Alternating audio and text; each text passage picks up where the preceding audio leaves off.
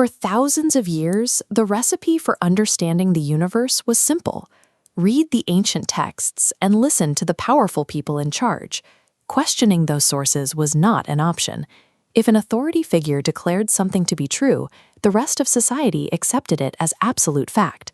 But a young boy born into a musical family in sunny Italy started to look at things a little differently. His name was Galileo Galilei. Galileo's father taught him to play the lute, but the lessons went beyond the songs. He pushed his son to examine the physics of the instrument, plucking long strings and then short ones to test the mechanics behind every pitch. That simple instruction, to test things out for yourself, gave Galileo a completely new way to process information. It was the early spark of the scientific method, an idea that would eventually break humanity's reliance on unquestioning obedience. Years later, Galileo found himself sitting inside a massive cathedral. His father had sent him to university to study medicine, a career path he wasn't particularly interested in. Instead of paying attention, he became captivated by a heavy oil lamp hanging from the ceiling, swaying back and forth in a gentle breeze. He wanted to measure that movement, so he used the only tool he had on him. He felt for his own pulse, using his heartbeat as a biological metronome to time the lamp's swings. This diagram illustrates exactly what he noticed. Whether the pendulum swung in a wide, sweeping arc or just wobbled in a tiny, narrow path, it took the exact same amount of time to cross back and forth. By applying his own heartbeat to a mechanical object, Galileo realized that physical motion was governed by strict mathematical rules. That realization pushed him to drop his medical studies entirely and devote his life to studying engineering and movement. At the time, the leading scientific thinkers insisted that a heavy object would fall to the ground much faster than a light object. It seemed like common sense.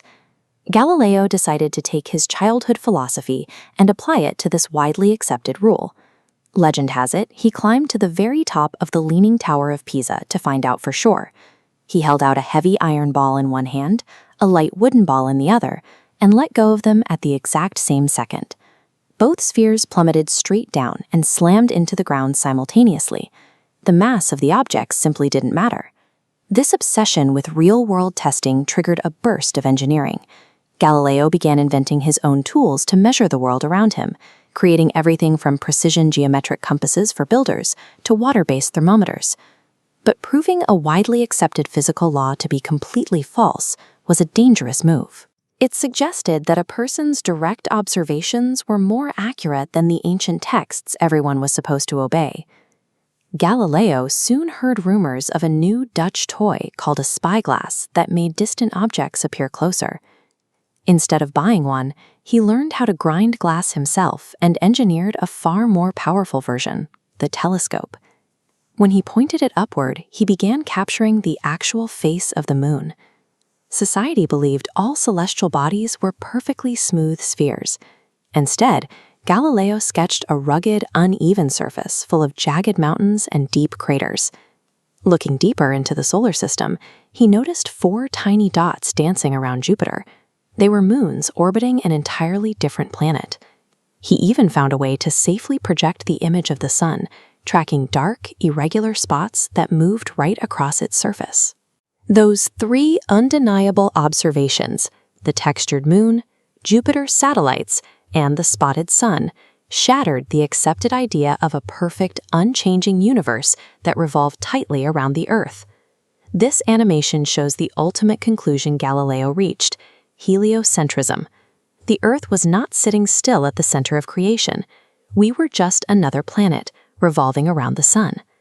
This observation terrified the powerful leaders of the 17th century. If their ancient texts were wrong about the structure of the solar system, people might start questioning their political and religious authority too. They delivered a harsh ultimatum. Galileo was ordered to stop teaching that the Earth moved, or he would be thrown in prison. He refused to lie about what his own eyes had seen through that telescope. As a result, he was placed under permanent house arrest for the rest of his life. He lived to the age of 77. Despite eventually going blind from a lifetime of stargazing, he spent those confined years writing the books that laid the groundwork for modern science. Galileo proved that true knowledge doesn't come from blind obedience. It comes from having the bravery to look closely at the world, test assumptions, and trust the evidence, even when the entire world demands otherwise.